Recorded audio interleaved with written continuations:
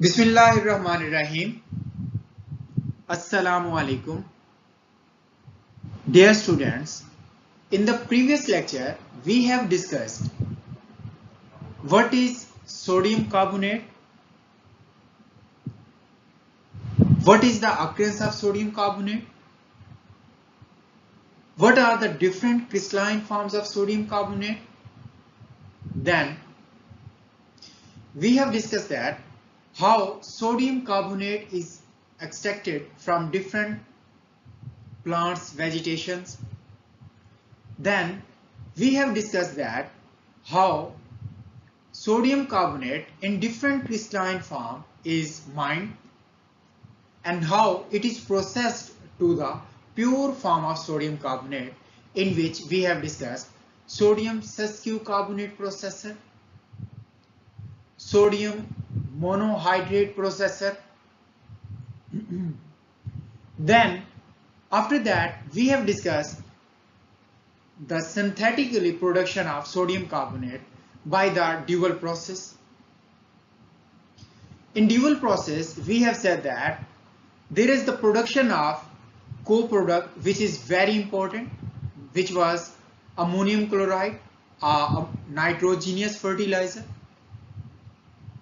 And now in this lecture we are going to discuss next method for the production of sodium carbonate, which is Lee-Blanc method. What is this process? How it works? After that, we will discuss Solvay process. Now, first of all, Lee-Blanc process. Now, what is Lee-Blanc process? This process was invented by Nicolas Lee-Blanc, a Frenchman who is in 1775 among several submitted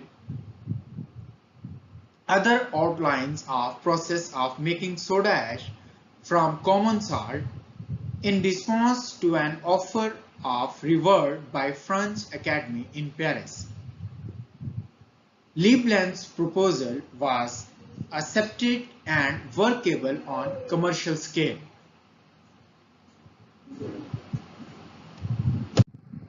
And the complete description of Lee-Blanc's process is given below in the figure.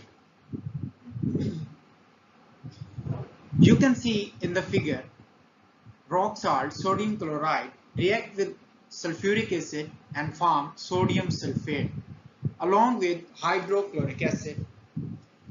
That sodium sulfate react with coke or carbon and form sodium sulfide along with carbon monoxide. That sodium sulfide will react again with the calcium carbonate and form sodium carbonate along with calcium sulfide. So students, these are the three reactions which describe Lee-Blanc's process. Here, sodium sulfate will form in first step. That sodium sulfate which was formed in first step will react with coke in second step and form sodium sulfide. Sodium sulfide produced in second step will react at the end with the calcium carbonate and form sodium carbonate finally. Students, as we have discussed the Lee-Blanc's process, now we will explain how all of these steps occurred. It means how sodium chloride will react with sulfuric acid, then how sodium sulfate will react with the coke, and how sodium sulfide will react the calcium carbonate and form sodium carbonate. Here is the complete description. First point of the description is a mixture of equivalent quantities of salt and concentrated sulfuric acid is heated in cast iron salt cake furnace. Hydrochloric acid gas is given off and sodium hydrogen sulfate is formed. The gas is dissolved in water and the mixture is raked and transferred to the muffled bed reverberatory furnace where it is subjected to the stronger heat. Here sodium sulfate called salt cake is formed. So students, in first step, he explained the first reaction in which sodium chloride react with the sulfuric acid and sodium sulfate is formed.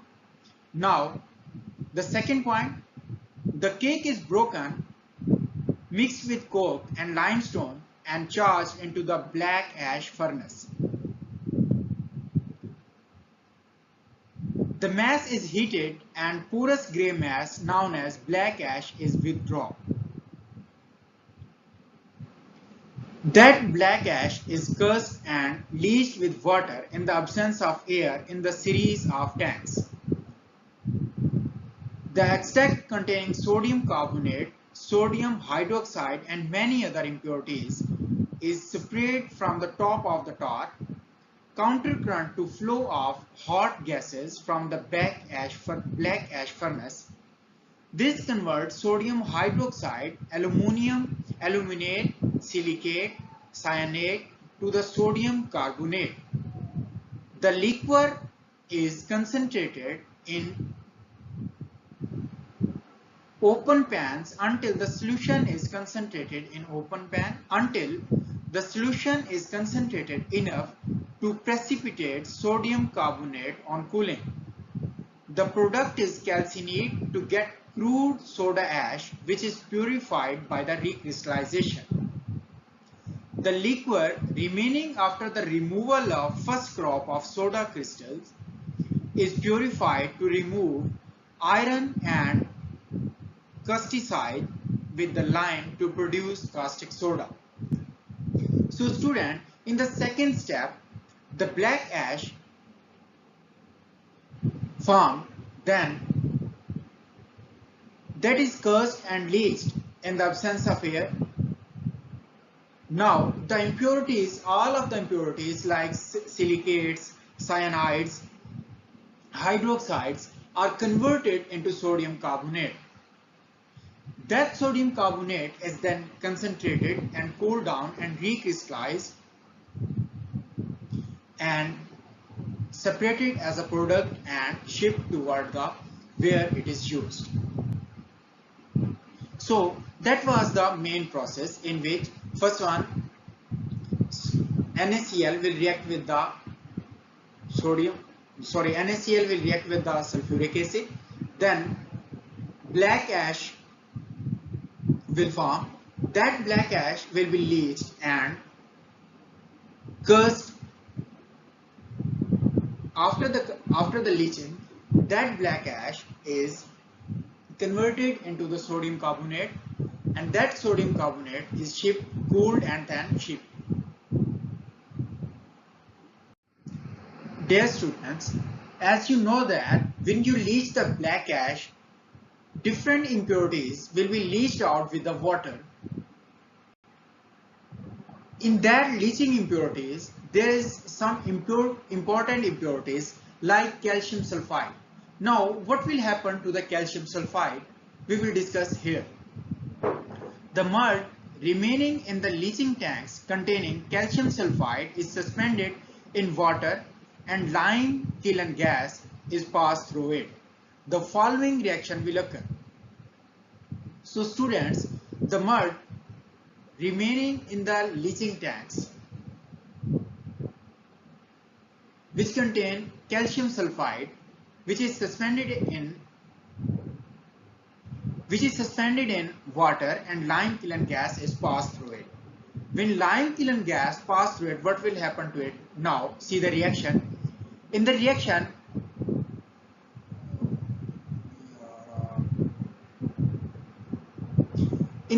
you can see that calcium sulfide reacts with water and carbon dioxide, and it is converted into the calcium carbonate and hydrogen sulfide. The lean gas containing hydrogen sulfide is passed through another tank containing suspension of calcium sulfide. Now the hydrogen sulfide and calcium sulfide again react with each other and forming calcium sulfide and forming calcium hydrogen sulfide. This solution again treated with lime kiln gas, liberating a gas rich in hydrogen sulfide. That calcium hydrogen sulfide again react with lime kiln gas like carbon dioxide and hydrogen, and again it will form calcium carbonate and hydrogen sulfide. Now in both of these reactions the hydrogen sulfide is produced. Now what will happen to the hydrogen sulfide? The hydrogen sulfide is burned in the limited supply of air in the special furnace in the presence of hydrated iron oxide as a catalyst to obtain sulfur. Now that hydrogen sulfide is burned in the supply of air in the presence of iron oxide catalyst and produced sulfur. This sulfur is sublimed and collected. So students, these were the reactions which will happen to the calcium sulfide. That calcium sulfide in first step react with the kiln gases, which are carbon dioxide and water, and will produce calcium carbonate and hydrogen sulfide. That hydrogen sulfide again will react with the calcium sulfide and produce calcium carbonate and hydrogen sulfide. And in both of these steps, hydrogen sulfide is produced. That hydrogen sulfide produced will react again with the or burned in the presence of oxygen and iron oxide used as a catalyst and produce sulfur. That sulfur is sublimed and collected. Dear students, till now we have discussed two processes for the synthetically production of sodium carbonate, in which first one was dual process and the second one was Leblanc's process. Now we are going to discuss third process for the production of sodium carbonate, which is known as Solvay process or ammonia soda process. Now what is this process? How this process will work? What are the basic reactions for this process? We will discuss one by one. Now first of all, what is this process? The first point is the discovery of chemistry of the ammonia soda process can be traced back to the early 1800s. A few British and French plants operated in 1840 to 1860 but without success. The ammonia soda process is usually called as the Solvay process because in 1865 Ernest Solvay started the first really successful plant at the Coulet in the Belgium. In 1874 the first successful ammonia soda plant was erected in England. The ammonia soda process is the dominant technology used throughout the world, hence this process is selected for the production of soda ash. En route, the production of sodium carbonate by using Solvay process, the first step is brine preparation. Students, did you know what is brine? If you know, then well and good. If you not, then remember for next time. Sodium chloride solutions are occasionally available naturally, but are more often obtained by solution of rock salt in water. Near saturated brine containing low concentration of impurities such as magnesium and calcium salts. Student, he said that sodium chloride solutions are naturally available like seawater is a brine solution, or you can see that it is the solution of rock salt and water. But he said that we could not use that solution, but we use the solution of rock salt and water, which include very less impurities, and these impurities such as magnesium and calcium salts. Now the next point is some brines contain significant quantities of sulfates. Brine purification is required to prevent scaling of processing equipment and contamination of product. In the second point, he said that some brine significantly contain different sulfates. Now, it is necessary to obtain pure brine to overcome the scaling of equipment. And the last point is, brine is usually purified by a lime soda treatment where magnesium is precipitated with calcium hydroxide and the calcium is precipitated with soda ash. The brine separated from precipitated impurities is sent to ammonia absorber. So student, in the last step, he told us that how can we separate pure form of brine. He said that you can purify your brine by lime soda treatment. Here magnesium is precipitated out by the calcium hydroxide and the calcium is precipitated out by using soda ash. And that pure brine, after the removal of calcium and magnesium salt, is fed into ammonia absorber. Now what will happen to that we'll discuss in the next step. Students, as you have purified your brine by using calcium hydroxide which precipitated out magnesium salts and soda ash which precipitated out calcium salts, your pure brine is then fed into ammonia chamber. Now what will happen to it in the ammonia chamber we will discuss in this slide. The strong brine is saturated with ammonia gas in the ammonia absorption tower. The ammonia recycled from various process steps contain water vapors and carbon dioxide. Small amount of ammonia are added to make up for the losses. During ammonization, the brine requires cooling, approx 1394 kilocalories per kilogram of product soda ash. The absorption operation is generally carried out at the atmospheric temperature. The brine descends through the main part of the absorber, counter current to the rising ammoniacal gases. The temperature of inlet brine is about 30 degrees centigrade and that of exit about 36 to 40 degrees centigrade. Now, what will happen to the brine? He said that in the first point, that strong brine is saturated with ammonia gas in the ammonia absorption tower in first step. In the second point, when that ammonization is occurring, that brine requires cooling, and at the end he said that in first step we said that there is the absorption of ammonia. In the second step we said that when there is the absorption we require cooling or brine require cooling, and in the last step when will be absorption? The absorption will be at the atmospheric pressure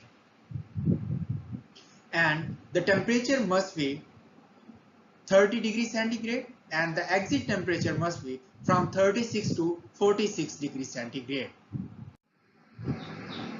When ammonia is absorbed in the brine, now that brine will be called as ammoniacal brine. When ammoniacal brine is exited from the ammonization chamber, now what will happen to it? In the next step, the bicarbonates will be precipitated out. How these will precipitate out, we will discuss in this slide. The first point is, ammoniated brine from the absorber cooler is pumped to the top of one column in a block of columns used to precipitate bicarbonates. Dear students, we use several columns for the bicarbonate precipitation. From those columns, ammonical brine is pumped into the first column. So, if I explain in other words, ammonical brine will pump into the first column from the series of columns which are used for the precipitation of bicarbonates. Now, what will happen to that pumped ammonical brine? This column, which has been filled or partially plugged with the sodium bicarbonate after several days of crystallization, is referred as cleaning column. Lime kiln gas compressed to about 414 kilopascal enters to the bottom of cleaning column and bubble up through the solution to absorb most of carbon dioxide.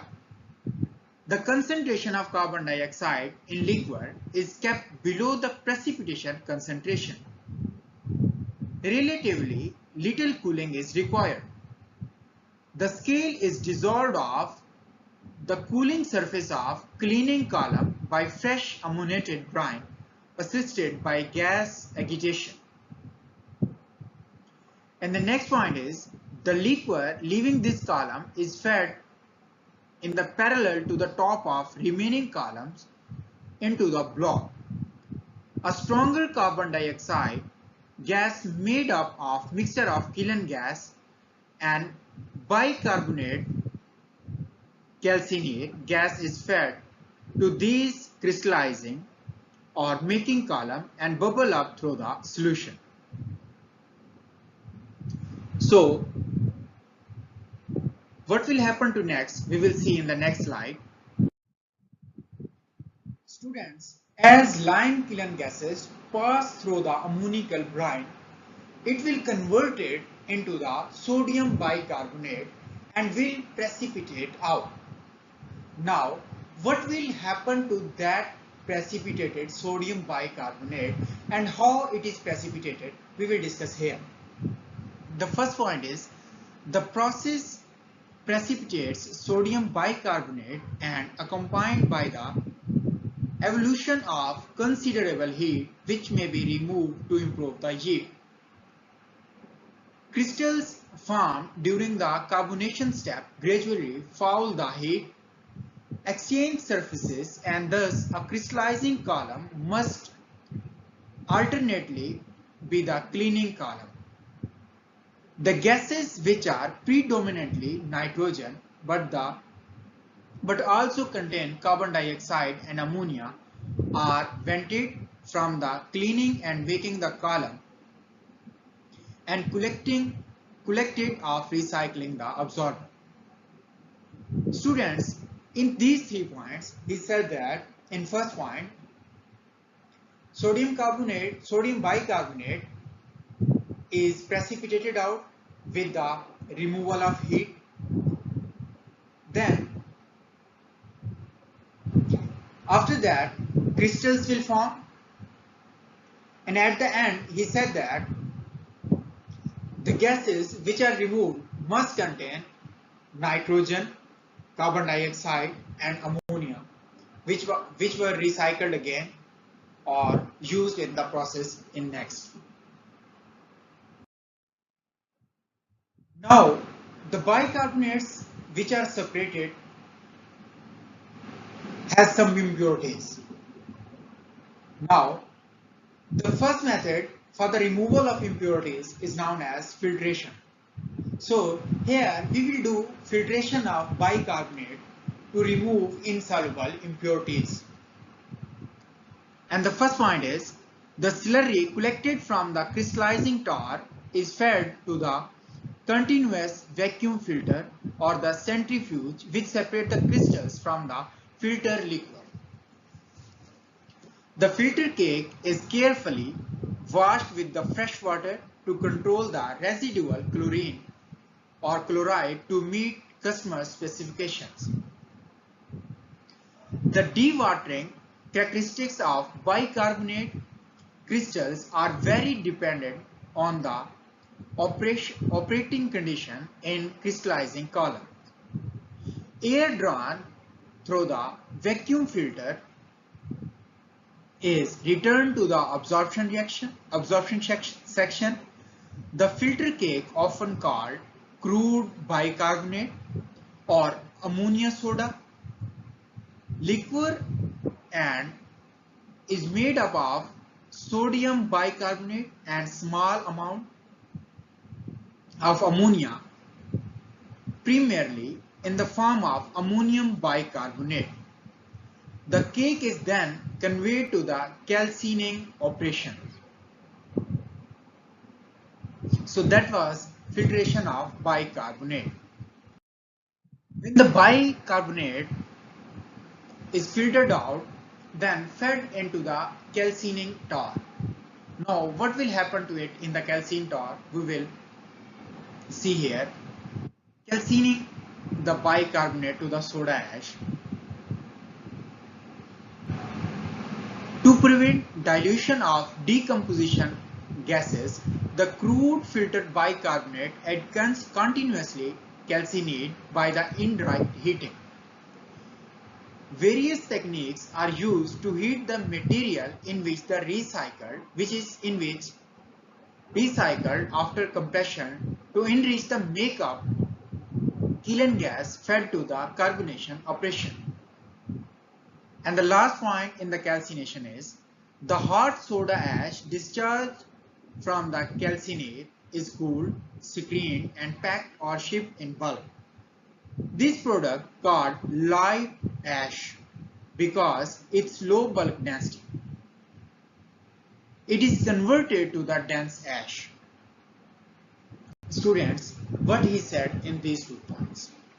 He said that sodium bicarbonate is calcined continuously by heating. Now, when it is calcined, sodium carbonate is calcined, it is converted into soda ash.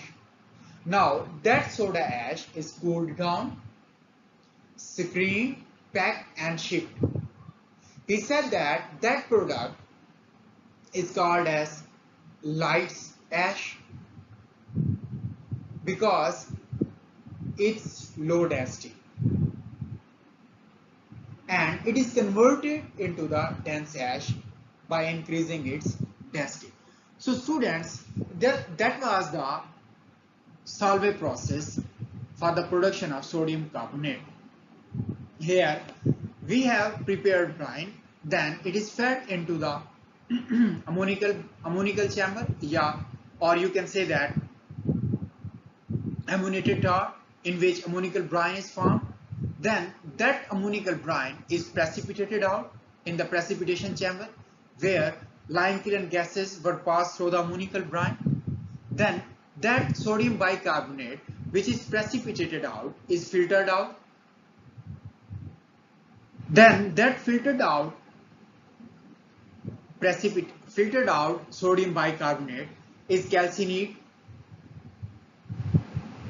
When it is calcined by heating, it is converted into sodium carbonate.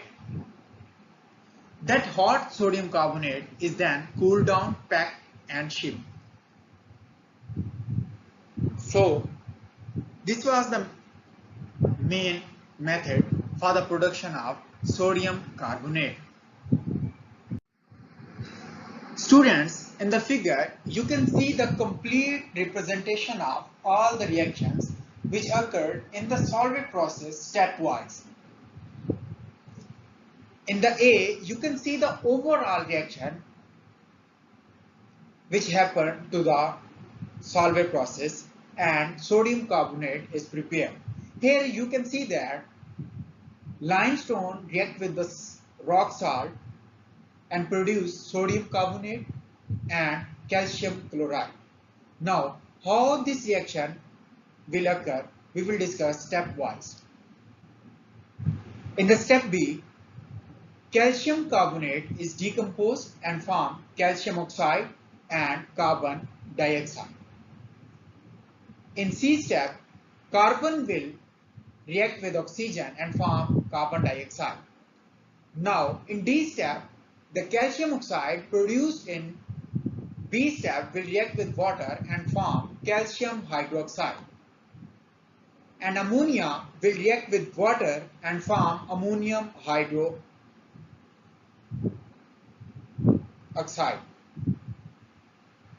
Now, sodium chloride will react with that ammonium hydroxide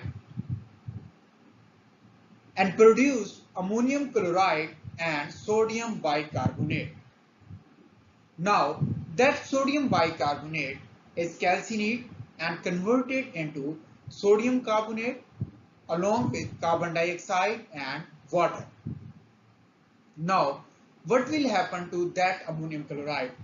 That ammonium chloride will react calcium hydroxide and produce ammonia, calcium chloride and water. Now, that ammonia will recycled again to the ammoniated chamber where it will absorb in the brine and prepared ammonical brine. So, by this stepwise reaction, that solvent process is complete and ammonia is recycled again and again and used in this process. So, students, this was the ammonia